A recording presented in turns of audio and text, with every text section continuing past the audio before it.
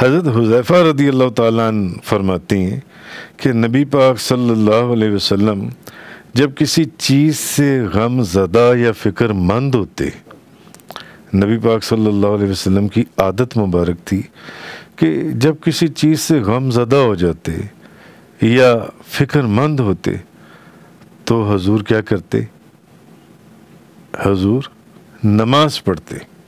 حضرت حذیفہ فرماتے ہیں کہ جب بھی نبی پاک صلی اللہ علیہ وسلم کسی چیز سے غم زدہ ہوتے یا حضور کو کوئی فکر لاحق ہوتی، کوئی فکر مند ہوتے تو حضور نماز پڑھتے۔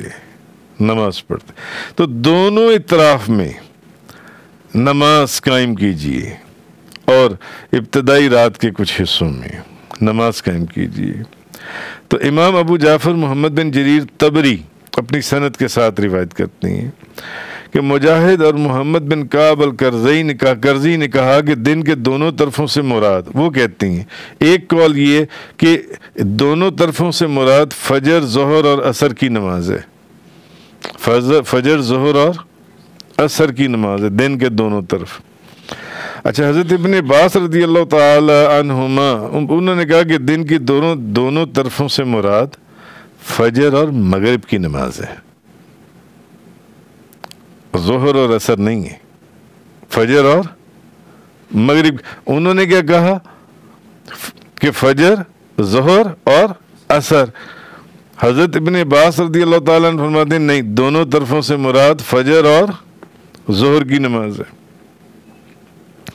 اور اس کی وجہ بھی ہے کہ دن کی دونوں طرفوں سے مراد فجر کو لیا جائے یا مغرب کو لیا جائے۔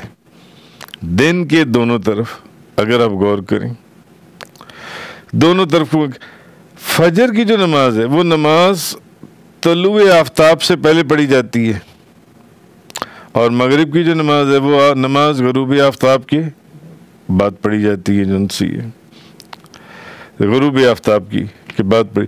تو سمجھ میں کیا آیا کہ فجر کی دونوں طرف کی نماز، دن کے دونوں طرف کی نماز کون سی ہے؟ فجر اور مغرب کی نماز کون سی ہے؟ تو نبی پاک صلی اللہ علیہ وسلم کی عادت مبارک تھی کہ حضور جب بھی غم زدہ ہوتے یا فکر مند ہوتے تو حضور نماز پڑھتے تھے۔